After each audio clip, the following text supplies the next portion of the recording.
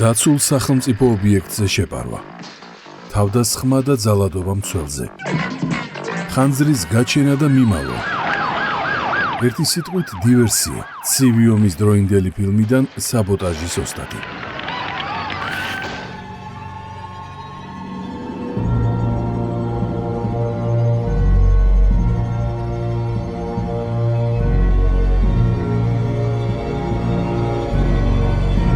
ეს კი დივერსიის რეალური ვიდეოა, რეალური ცივი ომიდან, რომელსაც ბრიუსელი თბილისის წინააღმდეგ ეწევა. კადრში ალეკო ელისაშვილია ბრიუსელის დაჯგუფების, ალდეს წევრ ძლიერი საქართველოდან, რომელიც თბილისის საქალაქო სასამართლოს გადაწვას ცდილობს.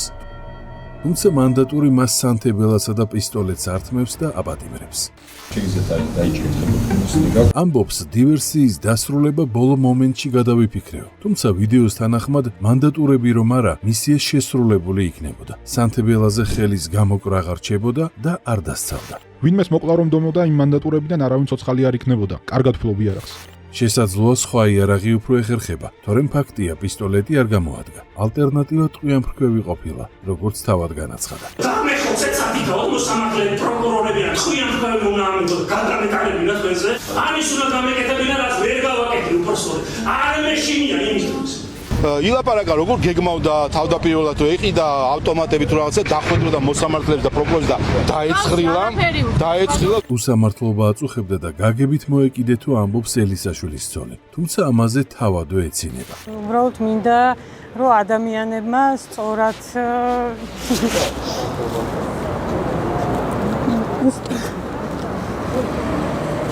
გაიგონ, მოკლედ ის რაც მაგან გააკეთა. რაც გააკეთა არის ცეცხლი ოლიგარქიას და უსამართლო სასამართლოს. რა თქმა უნდა. რა თქმა უნდა, ყველა ტერორისტი ამას ამბობს, უსამართლობას ერთვის. ყველა ტერორისტი ამას ამბობს, ვით ხალებს, ბავშვებს კლავს, ვით შენობებს აფეთქებს, ვით მანქანებს აფეთქებს, ვით წვავს შენობებს, ყველა ტერორისტი ამბობს, რომ სამართლიანობისთვის ერთვის. თავად ელისაშვილი იმ დღეს სულ სხვა რამეს იცახდა. კანონი და სამართალი არც გახსენებია. უთხრა რომ საღამოს ათევზაოდ მივდივარო. ბავშვებსაც იგივე უთხრა, ათევზაოდ მივდივარ და ამჯერად იმედია თევზს დავიჭერო. თევზი არა და კარგი ჩიტი კი დაიჭირა. ტერორიზმისთვის 13 წელი მიესაჯა. დასანანია რომ ერთ დროს პოპულარული ტელეწამყვანი ბრიუსელის ტრენინგმა თუ ინსტრუქციებმა და ფინანსურმა დამუშავებამ რადიკალ დივერსანტად აქცია. ამდენად პასუხისმგებლობის წილი მის დედა ორგანიზაცია ალდეზეა, მიიჩნევს შალვა პაპუაშვილი.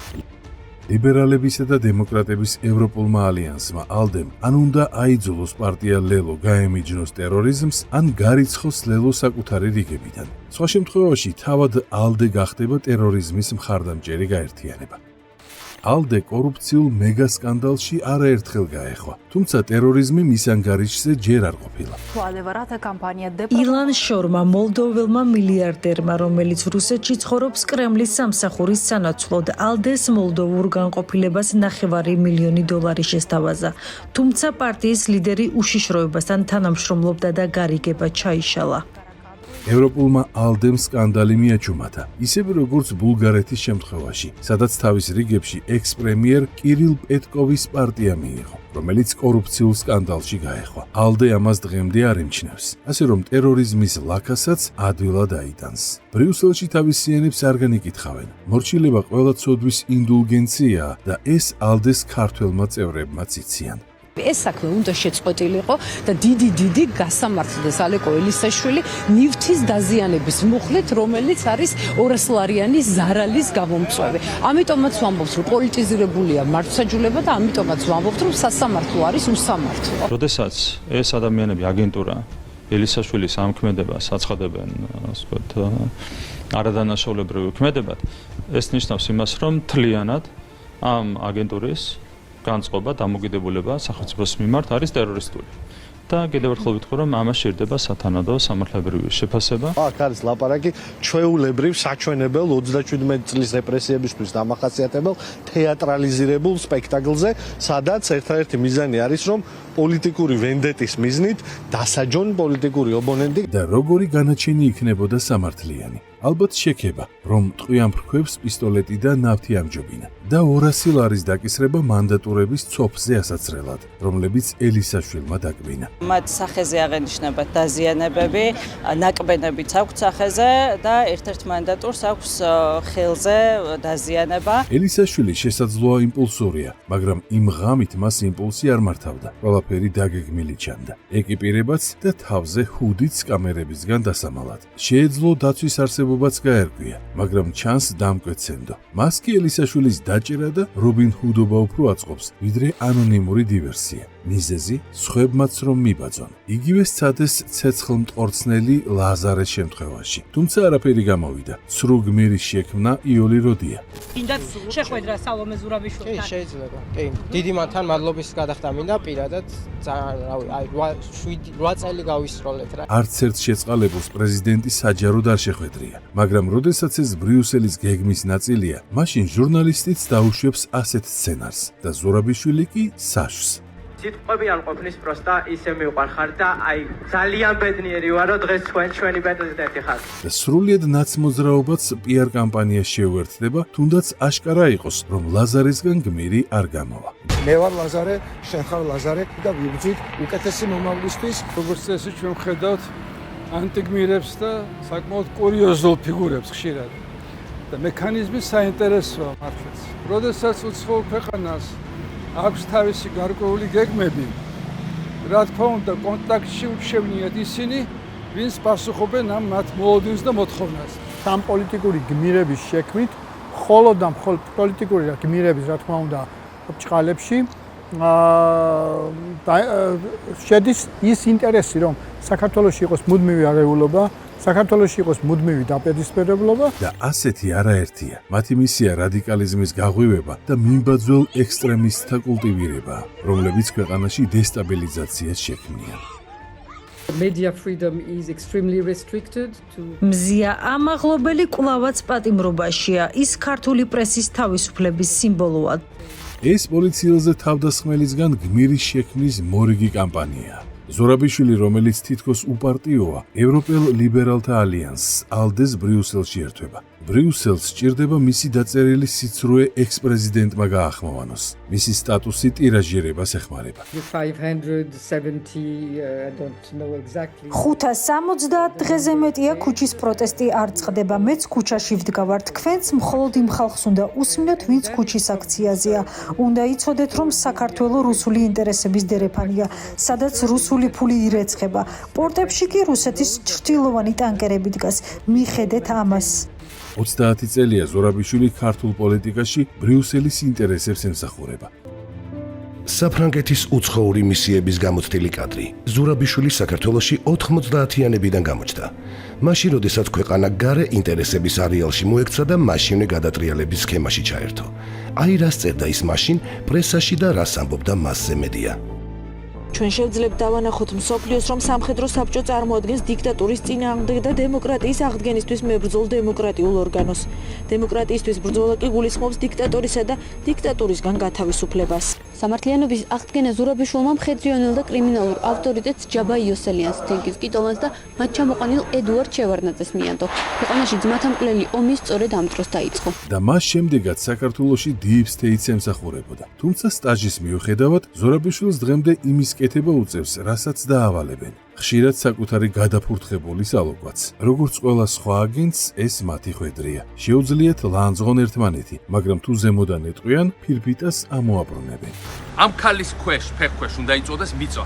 ეს არის ჩაოლებრივი მოღალატე. მე ვარ მოღალატე თუ ისინი ვინც წავიდნენ ისე რომ ამ ქვეყანას დააკარგინეს იმ ტერიტორიები, რომელიც ესოდენ მნიშვნელოვანი არის და დღეს არის ოკუპირებული. ღალატი ორივეს მხრიდან მძიმე ბრალდება იყო. თუმცა რაც პატრონებმა ისევ ერთ ნავში ჩასვეს, ბრალდებაც აორთქლდა. აქ იყო ლაპარაკი სხვა რამეზე, შიდა პოლიტიკაზე, იმ დანაშაულზე, რომელსაც შეიძლება ჩაიდინა, მაგრამ ამაზე ოცნებამ არ დაიწყო არანაირი გამოძიება. ნაცმოძრაობამ კი პასუხად დიდი რამბები დაუბრუნა და მთლიანი მეხუთე კოლონაც ამ ტალღაზე გადალაგდა. მოდის გიხდით იმის გამო და სიტყვები მიმართ იმის გამო, რაც აქ მოვისმინეთ დღეს.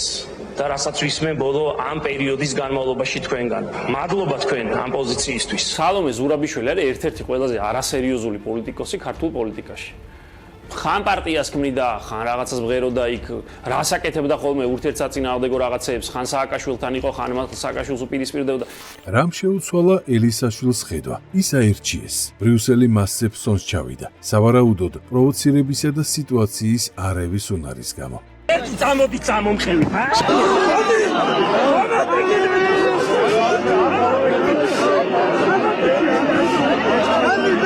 მოედი კლინიკა შევამოწმე, იმიტომ რომ ძალიან მდგიოდა აქეთ და აღმოჩნდა რომ ერთი ნეკნი მაქვს მოტეხილი და ანჯელინა ჯოლის ტუჩიც იმას კეთინა ქვია. მოიპოვე ბრძოლით.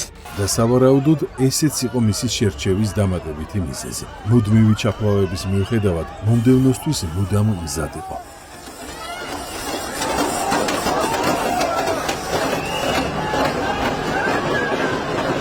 როცა ადამიანი გამოიჩენს თავის თავს, თავისი რამდენიმე გამოსვლით, პოპულისტური გამოსვლით იქნება ეს დემაგოგიით და სხვა, აი მაშინ წდება გარკვეულ წრეებში, რომ შეიძლება ეს კაცი დავაფინანსოთ და მერე გამოგვადგება. მანამდე არა. ისინი არც ფულს იშურებენ, არც ძალას იშურებენ, არც არაფერს არ იშურებენ იმისათვის, რომ მოიყვანონ და ყავდეთ აქ და შემდეგ ხელისუფლებაში მოიყვანონ ისეთი ოდიოზური ფიგურები, რომლებიც ყოველ მათ დაძახებაზე ერთგული იქნებიან და მონურად გაატარონ ის პოლიტიკა, რომელსაც მათი პატრონები უკარნახებენ. ძველი თბილისი აბარია ამ კაცს. რას იღებენ პატრონებისგან? პატრონობას და კარიერაში ხელის წაგვრას, რასაც ფული ისედაც ახლავს. დამატებით კი NGO სექტორის გავლითაც მოდის. ელისაშვილის ამ ქარს სოროსი და USAID აფინანსებდნენ. ანუ Deep State თავისი ორივე ხელით უჯიბავდა ფულს. როგორც NGO მიყოჩაღა და პოლიტიკაშიც გადაიყვანეს. ანუ ფულთან ერთად მიიღო გავლენაც. ამ ქარივარო რომ ამბობდა დასაწყისში შენებლობებს დაძდებდა, ხო? აი ამ დროს მისმა კოლეგა ჟურნალისტებმა მითხრეს, რომ ნაცებმა გადაწყვეტეს დაფინანსება მისიო, რომ შევიდა პარლამენტში და ორი კაცი შეიყვანა თვარმეშლები, ხო? იმიტომ რომ აი როგორც სპოილერი, რომ მოცნების ხმები მაინც წაიღოს, ხო? აი ესე იყო და მე ნახეთ რა კარგია 300-ზე მეტი 1000 ლარი პარტიული ფული წელიწადში, ცოტაა? ეს არ არის ცოტა, ცხადია. და ამაზე იყო ჩამოკიდებული არის. თუმცა ვარდი უეკლოდ ვის დაუკრეფია. ზემოდან მიიღებულ დავალებებს უხერხულ მდგომარეობაში ხშირად ჩაუგდია და გადაფურთხებული ზალუკვაც არაერთხელ მოუწია. გარეწარი არის კვირიკაშვილი. და ყველაფერთან ერთად იდიოტია, გამოვიდა კიდე რაღაცებს ბოდავდა. თუმცა მას შემდეგ პატრონებმა მათ დაწყველებაზე დაიწყეს ფიქრი და კვირიკაშვილიც ერთბაშად გაკარგდა. ესეთაერთ კვირიკაშვილსაც ხო არ უნდა ველოდო თქვენს გვერდი? არა, არ ვიცი, ვისურვებდი გულახდილად რომ გითხრათ, მაგრამ რა იქნება ვნახოთ. მე პირადად ვისურვებ. საუკეთესო პრემიერ-მინისტრი მთავრობის თავმჯდომარე იყო და ღირსეული ადამიანი იყო. თუმცა კვირიკაშვილზე მტკივნეული ხაზარაძის გათეთრება იყო. ხოცავდება, დანესიაში ძვლებში აკროდრებ. მაშინ შენიდები და გამე კრედიტებს უფორმებდი იქ, რა ქვია. ფეხები კიდევ. აი ეს კაცი ცოტა დააკლდა და ფიზიკურადაც დაუპირისპირდებოდა. თუმცა ეს ბოღმაც გადააყლაპეს. ბევრი რაღაც შემეშალა, აგერ პირველად ვეუბნები მამუკას ბოდიშს. არ მომიხდია მე მისთვის ბოდიში, მივედი მეთქი ბოდიშის მოსახლეად არ მოდივარ ხო. ბოდიში, მაო, უშენოდ გამომივიდა ძალიან. შეეძლო დაეყოლებინა და ჩემი რეპუტაცია თუ კი რამე იყო დარჩენილი, ამ ბოდიშით საერთოდ გადავხაზეო. არ უთქვამს, თუმცა ხალხმა უთხრა. ძალიან ცუდი ჩაიდინე. ძალიან ცუდი ჩაიდინე. მაშინ უკვე პატარა ბიჭი არ ახარ. იცოდი რა შეუძლოდი იმ ყაჩაღ, მარტა ყაჩაღ. არა ყაჩაღ. ის კაც ხელისუფლებაში არ ყოფილა არადროს ამადგან განსხვავებით. მაშატოებნაოდი მაქსიმუმ. ქვეყნის ინტერესებიდან გამომდინარე დაუდექი გვერდს. მე თქვენზე მაგ ლაპარაკი. თქვენზე დამწყდა გული. და არასოდეს ხმას აღარ მოგცემ. თუმცა ელისაშვილმა რა თქვას, წვრილფეხა აგენტმა, როცა იმავეს გაკეთება გაცილებით წონიან აგენტს, ექს-პრემიერ გახარიასაც მოუწია. ხაზარაძე, რომელიც მას შანტაჟსა და ფულის გამოძალვაში ადანაშაულებდა, გულში ჩაიკრა და მეგზურად აირჩია. არანაირი კითხვები ხაზარაძესთან არ მაქვს, არც მქონია სიმართლეები. იმიტომ რომ იქ მოგეხსენებათ არავითარი იდეები, პრინციპები იდეოლოგია არავითარი არ არის საერთოდ. ეს მათთვის არის უცხო ხილი. მათი მიდგომა ასეთია. მათ უნდათ იშოვონ რაც შეიძლება მეტი ფული. მივესალმო გიორგი გახარიას გუნდს, პოლიტიკურ გუნდს, პარტია გახარია საქართველოს წარმომადგენლებს. ერთ ძალიან მაგარ ამბავს ვაკეთებთ ჩვენ ერთად. ვიწვრთნებით, ვარჯიშობთ იმაში, თუ როგორ შეიძლება განსხვავებული აზრების ადამიანებმა, ამბიციურმა პოლიტიკოსებმა ერთ გუნდად ვიმუშაოთ საერთო მიზნისკენ. მწვრთნელები მათ ხან საერთო ნავში სვამენ, ხან ახალ პარტიებად ყოფენ და ამრავლებენ. გააჩნია როგორი ინსტრუქციაა ზემოდან. საარჩევნო დირთადაპირებთ გასვლას ერთნაირისით და მაგ შეხვედრაზე იყავით? აპირებთ რომ ამერიკული მხარის დავალებები შეასრულოთ? ბატონო ზურა. აპირებთ რომ ამერიკელების დავალებები შეასრულოთ? პროცესის სახე იცვლება დაკვეთების და შესაბამისად. ისინი ამას ბუნებრივად არ აკეთებენ, არამედ რასაც ეტყვიან, აკეთებენ იმას. რა თქმა უნდა, ფულის სანაცვლოდ. ფულზე ეს ადამიანები ყველაფერზე წამსვლელები არიან. და ყველაფერზეც მიდიან, თუმცა შედეგს ვერ აღწევენ. 4 წელიწადში გადატრიალების 5 მცდელობითაც კი არაფერი გამოუვიდათ. ხელი ჩაქნეული აქვთ, თუმცა სანამ ფული მოედინება, ყველა მორიგ დავალებას ცდას არ აკლებენ. ხელისუფლებაში მოვლენ, არ მოვლენ, ეგ უკვე დიდად აღარ აწუხებს. დაავიწყდათ ალბათ 14 წელს შედეგად. ყველაზე შედეგიანი მათი მხრიდან არის ფულის მოპოვება. თორე პოლიტიკური შედეგი ნულოვანი აქვს. რაშიც შედეგიანები არიან, ესე იგი ის არის ძირითადი მოტივი, ამიტომ ვთვლი რომ ფული.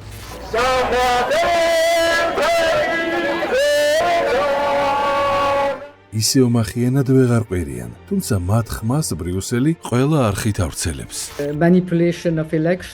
რუსეთი ტოტალურად აყალბებს საქართველოში არჩევნებს, რაშიც მის მიერ დასმულ მარიონეტ რეჟიმს იყენებს. 2024 წლის არჩევნებზე ჩვენ ვერ მივიღეთ ევროკავშირისგან იგივე დახმარება, რაც მოლდოვას ან რუმინეთის პროევროპულმა ძალებმა მიიღეს. არადა გვჭირდება ეს დახმარება. ანუ ქართულად ეს ასე ითარგმნება. არჩევნებზე ხალხი ხმას არ გვაძლევს და ვეღარც გადატრიალებას ვაწყობთ. ხალხი არ გვენდობაო. ამიტომ როგორც მოლდოვასა და რუმინეთში ძალით დასვით თქვენი მარიონეტები, ჩვენც ეგ გვჭირდებაო. ბრიუსელი რეზოლუციაზე აქვეყნებს. ცდილობს საქართველოს იზოლაციაში მოაქციოს, მაგრამ არ გამოსდის. ქვეყნის შიგნით 100-კაციანი აქციები და ქვეყნის გარედან სანქციები. ამ ეტაპისთვის სწორედ ეს დარჩა დიპსტეიტს ერთადერთ ინსტრუმენტად საქართველოს და ქართული ხალხის წინააღმდეგ, რადგან ბოლო წლებში ჩავარდნილი რევოლუციების შემდეგ ამ კუთხით მათი რესურსი სრულად მიილია. ამიტომ ისინი ახლა სწორედ სანქციებითა და რეზოლუციების ცდილობენ ქვეყანას ესეცოლას, რათა საქართველოს მოსახლეობამ სწორი გზიდან გადაუხვიოს. რესურსი მიილია, თუმცა გადატრიალების სურვილი არა და არა მხოლოდ ბოღმისა თუ შურისძიების წყურვილის გამო. საქართველოს მართვის პულტი მათ პრაქტიკული მიზნებისთვის სჭირდებათ. საქართველოს წარმოადგენს ერთ-ერთ უმნიშვნელოვანეს გეოპოლიტიკურ ცენტრს აღმოსავლეთსა და დასავლეთის შესახარ შორის. ამიტომ აქ უპირველეს ყოვლისა განპირობებული არის როგორც მათი გეოეკონომიკური, ისე გეოპოლიტიკური და სამხედრო პოლიტიკური ინტერესები. საქართველოში გადატრიალება ყველა ცნობილ ინსტრუქტორს დაევალა. სხვა ქვეყნებში მათ ანგარიშზე არაერთი რევოლუციაა, თუმცა ქართველი ხალხი ძალადობაში ვერა და ვერ ჩაითრიეს. მორიგ ჯერზე ინსტრუქტორი იგორ ბლაჟევიჩია. როგორც ის იყო აკერმანის შემთხვევაში, ახლა ბლაჟევიჩი და სხვები. თავარი პრობლემა არის ის, რომ ეს ყველაფერი ხდება ევროკავშირის ტერიტორიიდან. ევროკავშირის ტერიტორია დღეს იქცა სხვა ქვეყნების სუვერენიტეტზე თავდასხმის წყაროდ. დაგეგმვასა და განხორციელებაში ქართული მეხუთე კოლონის ყველაზე გამოცდილი აგენტები არიან ჩართული და ყველა დაბრკოლებას ბლაჟევიჩთან ერთად განიხილავენ. რამდენად კარგად მართავთ ახალგაზრდებს? ახერხებთ ქუჩაში მათ გაყვანას. ეს საკითხი მოგვარდა, ადრესულ საყვედური მოდიოდა ახალგაზრდები ქუჩაში რატომ არ გყავთო, მაგრამ ეს ინერცია დავასრულეთ. NGO-ებმა ეს მოვახერხეთ. როგორ მოახერხეთ? რის ხარჯზე? ფიქრობ შიშმა იმუშავა ვიზა ლიბერალიზაციის დაკარგვის საფრთხემ. პროფესორებმა აუხსნეს, რომ უცხოეთში ვეღარ ისწავლიდნენ. შედეგად სასწავლო პროცესს მათ ბოიკოტი გამოუცხადეს და ქუჩაში გავიდნენ. ეკლესიას შეუძლია ჩარევა და ამ პროცესის შეჩერება. ქართული ეკლესია ძალიან გავლენიანია, თანაც პრორუსულია, ანუ დიახ, ეკლესია სახიფათოა. და ეს თქვენი ბრალია, NGO-ების. იმიტომ რომ ჩემი შეფასებით ელიტის პოზაში ხართ. მაშინ როცა მასებთან მუშაობაა საჭირო. როგორც ამას კომუნისტები ამბობდნენ და აკეთებდნენ. როგორ აკეთებდნენ ამას კომუნისტები, ვიცით. მუქარით, ტერორით, ეკლესიებისა თუ სახლების გადაწვით. და ალბათ ახლაც იმავე ტაქტიკას უნდა ველოდოთ. ელისაშვილი ციხეშია, მაგრამ ეყოლებათ სხვებიც. მიყვარს, როდესაც ადამიანები მემორჩილებიან და მაძლევენ საშუალებას სწორი მიმართულებით წარმართო ისინი. შემდეგ კი მეხმარებიან საზოგადოების მობილიზებაში. ბლაჟევიჩის მორჩილები ორი ყოფილი ნაცმინისტრი, გიორგი ვაშაძე და ნიკა გვარამია არიან. 26 მაისის აქცია მათი ახალი მისიის მოთელვა იყო, თუმცა ჩაფლავდნენ. ვიცი რომ ცოტა დროს აიღებს, მაგრამ ეს აუცილებელია გავაკეთოთ. გავხსნათ Facebook-ი და ავკრიბოთ სამი სიტყვა. საქართველო, აი თქვენთან ერთად მეც ავკრიბავ ახლა. საქართველო იმსახურებს უკეთეს და გაზარება რა, ძალიან უგვეზარება. დავყოსტო, ხო არაფერი არ არის საკუთრებით. არ დაგვეზაროს. გაჯეთების რევოლუცია რომ არ გამოვა, ამ აქციის უსუსურმა მასშტაბმა ბლაჟევიჩს ნათლად დაანახა და აღარც გაუგრძელებია. ხოლო რა ალტერნატივას შესთავაზებენ ადგილობრივი დივერსანტები, ნანახი და მოსმენილი გვაქვს. რა მერე როგორ წარმოგიდგენთ? უნდა წახვიდეთ რევოლუციურ სცენაზე. იშოვეთ ბაივიკები, რომელიც დაიცავენ. საბოლოო ჯამში ეს როლი დამთავრდა. ხო, state doping აკეთებს statements, როგორც გითხარს.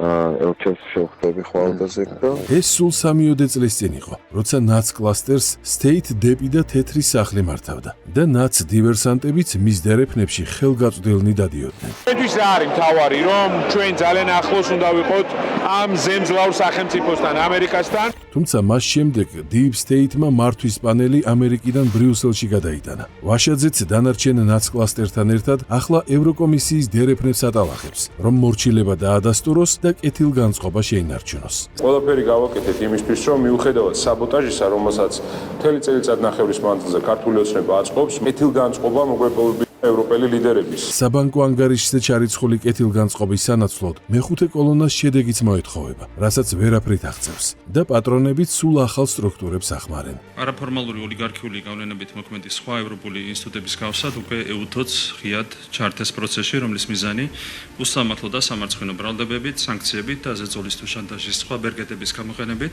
საქართველოში ხელისუფლების შეცვლა და Deep State-ის მორჩილი აგენტურით მისი ჩანაცვლება. აგენტურასთან ბრიუსელის ფინანსური შუამავალი მეტწილად NGO სექტორია. ვაშაძის შემთხვევაში ეს ინოვაციური განვითარების ფონდია. NGO, რომელსაც ცოლთან ერთად წლებია მართავს. საზაფხულო ბანაკებში ისინი ახალგაზრდებს ტვინსურეთს ხავენ. ძალიან დიდი მადლობა მინდა გადაუხადო ორ ადამიანს, ბატონ გიორგი ვაშაძე და ქალბატონ ქეთევან სიჭინავას. ტვინების რეცხვა უთუოდ სამადლო საქმეა, თუმცა საბოტაჟიც არ ავიწყდება. ჩემი გუნდი ამ ჰესის მშენებლობას არ დაუშვებთ, არც ნამახვანის, არც გურიაში ჰესის, რომელიც მთლიანად აბსოლუტურად პრობლემას შეუქმნის მთელ დასავლეთ საქართველოს. საბოტაჟის ერთი მიზანი ქვეყნის ენერგოდამოუკიდებლობის შერყევა, რაც ბრიუსელის მიზნებშიც არის. ჩვენი დამოკიდებულება იმპორტზე არის 29%, ანუ დენი და შესაბამისი გაზი ერთად რო ავიღოთ და უნდა ითქვას ის, რომ 8 თვის განმავლობაში ვარ ჩვენ დამოკიდებული არსებითად იმპორტზე. მთავრობას ცალკე საბოტაჟით მიღებულ ზიანთან უწევს გამკლავება და ცალკე სხვა სქემების გამოვლენა და აღკვეთა. ამ მიზნით დამოუკიდებელი საპარლამენტო კომისია შეიქმნა, თუმცა მეხუთე კოლონამ მასაც საბოტაჟი მოუწყო და კომისიაზე არ გამოცხადდა. კომისიის ბოიკოტისთვის ვაშაძემ ციხეში 7 თვე გაატარა და იქიდანაც კი პატრონებს ემსახურა. ევროპის ლიბერალთა ასოციაცია ALDE-მ მისი მონაწილეობით პროპაგანდისტული კლიპი გაავრცელა. I'm Georgi Vashadze and I'm speaking. მეგობრებო, მე გიორგი ვაშაძე ვარ ციხეში. ჩემი დანაშაული ისაა, რომ გაჩუმებაზე უარი ვთქვი. აქ რეპრესიებია, აქ პოლიტიკოსებს აპატიმრებენ. გაჩუმებაზე უარის გამო კი არა, საპარლამენტო კომისიის წინაშე ლაპარაკზე უარის გამო აღმოჩნდა ციხეში. თუმცა ბრიუსელს მხოლოდ სიცრუის რაც შეიძლება ხმამაღლა ყვერილი სჭირდება. გენიალური წიგნი მე-20 საუკუნის დათათუთაშხია და ფილმი აგრეთ. კაჟაია ბულავა. რასაც ეტყვიან, ჩემბასაც ეტყვიან, კაჟაია ბულავა, შემდეგ გაწეს ფარდას აქაური კაჟაია ბულავები და ააყვირებენ და ააყეფებენ იმ ჭყალებში ლაპარაკობ ამასად ბაღნებს, რომლებიც ფარდის უკან ყავთ ჩასაფრებული და ისინი ამ ფულისათვის ყველა და ყველაფერზე წასვლელები არიან. მატყუარების მეტი რა არის? მათ შორის თითქოს რუსეთთან მებრძოლი ელენე ხოშტარია, რომელსაც რუსეთი მილიონობით რუბლს სისტემატურად ურიცხავს. ის კი საშველად ბრიუსელს უხმობს. მოვიდა დრო, ჩვენთვის კი არა, ჩვენს გვერდით იბრძოლოთ, ოღონდ ეს სტრატეგიულად უნდა გააკეთოთ. რა იგულისხმება ტაქტიკაში, კლიპზე ბანერს მიაწერეს. მოლდოვასა და რუმინეთის სცენარი სწორედ ასე იწყება, ხალხის არჩევანის საბოტაჟით. საქართველოში კი საქმეს მასობრივი ქაოსით სჭირდება. სხვაგვარად ქართველ ხალხს ვერ ამარცხებენ. ვერც აგრესიული აქციებითა და ვერც პარლამენტისთვის ცეცხლის წაკიდებით. ნახეთ მაშხალების ომი ხო? ის მაშხალები ციდან ხარ ჩამოვარდა, მიუხედავად ზეციურ იერს ატარებდა, მაგრამ ფაქტია რომ ფული იყო შეგადახდილი. საიდან გაჩნდა ეს ფული და ანალოგიურად ბევრ რამეში უცხოეთი ფინანსურად ეხმარებოდა ოპოზიციას. ისინი ამას აკეთებენ მხოლოდ და მხოლოდ ერთი მიზნის გამო, რომ აქ იყოს კიდევ ერთხელ ვიმეორებ, მუდმივი დაძაბულობა, მუდმივი განხეთქილება, დაპირისპირება საზოგადოებას შორის. მთავარი მიზანი კი ხალხისა და ხელისუფლების გაყოფაა. სწორედ ხალხის მხარდაჭერა უშლის მათ ხელს ეროვნული ხელისუფლების მოშორებაში. ჩვენ არ გვინდა მხარი დავუჭიროთ მთავრობას, ჩვენ გვინდა საქართველოს ხალხის მხარდაჭერა და ვცდილობთ ეს საუკეთესოდ გავაკეთოთ. რუსეთის ფედერაცია, რომელიც არ აღიარებს საქართველოს სუვერენიტეტს ჩვენი ტერიტორიების 20%-ზე, არის კალბატონი გაია კალასი, რომელიც არ აღიარებს საქართველოს სუვერენიტეტს ქვეყნის ტერიტორიის 100%-ზე. როდესაც ევროკავშირის უმაღლესი წარმომადგენელი არ აღიარებს ქართული ხალხის ნებას და უპირისპირდება ქართული ხალხის ნებას და ქართულ ხალხს, ეს არის ძალიან მძიმე მოვლენა. ეს არის ერთ-ერთი კომენტარი, რომელიც შემიძლია გავაკეთო. საკმარისია მთავრობამ LGBT პროპაგანდა დაუშვას და თავი დაუხაროს ბრიუსელს, რომ დემარშის ნაცვლად ტაშს დაუკრავენ. თუმცა ამით სასწორზე ქვეყნის უკეთეს მომავალს დადებს. საქართველოს შემთხვევაში ხელისუფლების მიერ ეროვნულის გარდა ნებისმიერი სხვა ტიპის პოლიტიკის გატარება ქვეყნისთვის ეგზისტენციური საფრთხე შემცველია. არასუვერენული პოლიტიკის გატარების შემთხვევაში საქართველოს როგორც სახელმწიფოს ყოფნა არ ყოფნის საკითხი დადგება დღის ეს რიგში, რასაც საქართველოს მიმართ მეორე ფრონტის გახსნის მრავალგზის მოთხოვნაც მოწმობს. სანამ უკრაინის ომი არ დამთავრდება და სანამ გადანაწილებები არ გადანაწილდება დიდ სახელმწიფოებს შორის, ეს პროცესი არ დასრულდება. თუმცა ქართველი ხალხი და საქართველოს ხელისუფლება უნდა იყოს ერთად, უნდა იყოს ხიზლად, რომ არ დაუშვან ის მოსალოდნელი ავის შედეგები, რომლისთვისაც ეს ადამიანები დღედაღამ ჭყალებში ვლაპარაკობ იღწვიან. მათი ადგილობრივი რესურსია NGO-თა არმია, ასევე ნაცოპოზიცია, მაგრამ უპირველესად ნაცმედია, რაც იმდენად მედია არ არის, რამდენადაც სატელევიზიო პარტია. იმისთან სატელევიზიო პარტია მქონდა, უკეთესი შეუძლებელია რომ გააკეთო. მთავარ არხს გულისხმობ. და რა თქმა უნდა, არა მარტო მთავარ არხს. ამ ტელევიზიას შეუძლია ჩაატაროს ისეთი კამპანია ოცნების წინააღმდეგ, რომ თქვენ შეძლოთ არჩევნების მოგება. ამ აღიარების შემდეგ ცივილიზებული სამყარო გვარამიას წესით ჟურნალისტად არ უნდა განიხილავდეს. თუმცა Deep State-ის ხელის ერთ დაწყაპუნებაზე ის საუკეთესო ჟურნალისტად გამოაცხადეს. ჟურნალისტთა უმსხვილეს გაერთიანებას, რომელმაც გვარამია დააჯილდოვა, ცხადია მისი არც ერთი ჟურნალისტური შედევრი ნანახი არ აქვს. მექნება ოდნავ ნოტიო სახე, როგორც მექნებოდა რომ ეკეთოს ჩაჯვი. გორჯ. ნემსიც გაცილებთ უფრო პატარაა. ხალხს კი მისი არაჟურნალისტური საქმიანობაც ახსოვს და რამდენი მედალიც არ უნდა დაჰკიდოს Deep State-მა, ეს მეხსიერება არავის დაებინდება.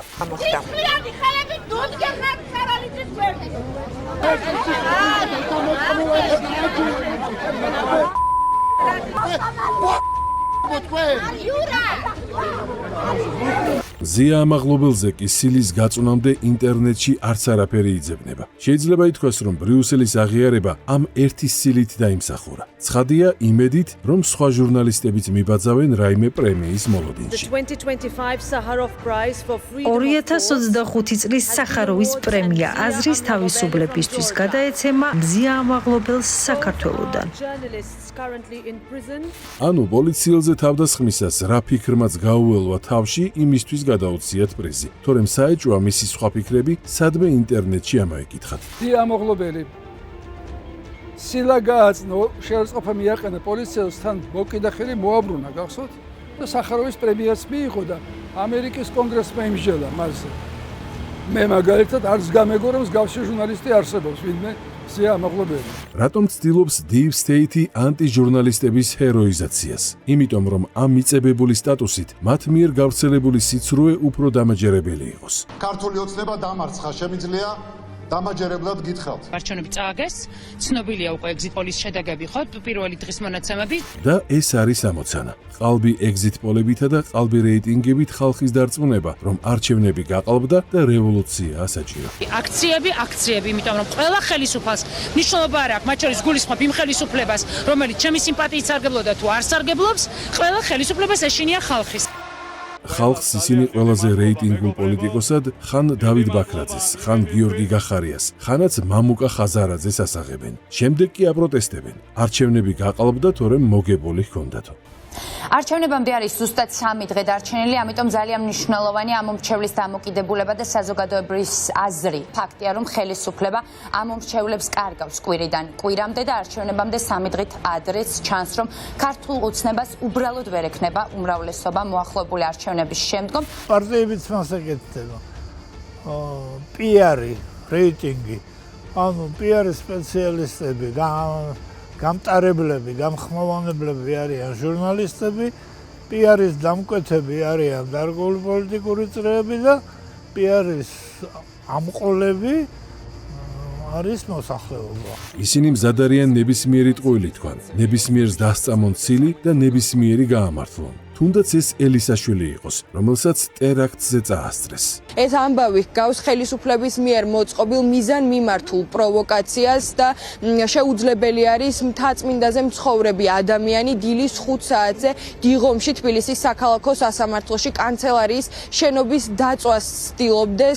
ვიდეო ჩანაწერით ვნახეთ, რომ რეალურად არის ის ნაცემი. ანუ არ შემდგარი ტერაქტის სრულად ამსახველ ვიდეოში ნაცმედია სხვა არაფერი დაუნახავს. რა გასაკვირია, რომ ნაცმედიის დაფინანსება ბრიუსელისა თუ მეხუთე კოლონის ყველა შეხვედრაზე აუცილებლად განიხილება. დაფინანსება ტელევიზიის ის იქნება ეს, ვინ რამდენ ფულს ჩამოვა და ასე შემდეგ. იქ ღია ლაპარაკი მიმდინარეობს ყოველგვარი დელიკატურობის გარეშე. უცხოს ასე ვერ დაელაპარაკებიან როგორც ერთმანეთს. და ეს როგორც მაფიაში არის ხოლმე.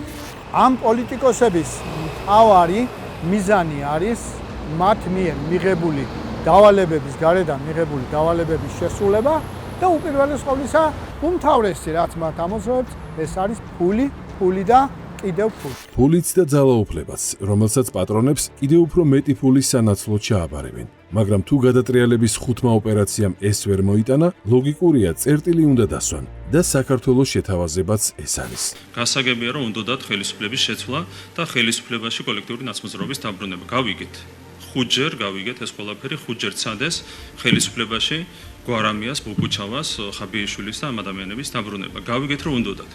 მაგრამ ხო ხედავენ, რომ ქართული ხალხი ამ ადამიანებს არ იღებს, აგენტურას არ იღებს, არ აბრუნებს ხელისუფლებაში და ხო შეიძლება შეეშვან ამ ყველაფერს.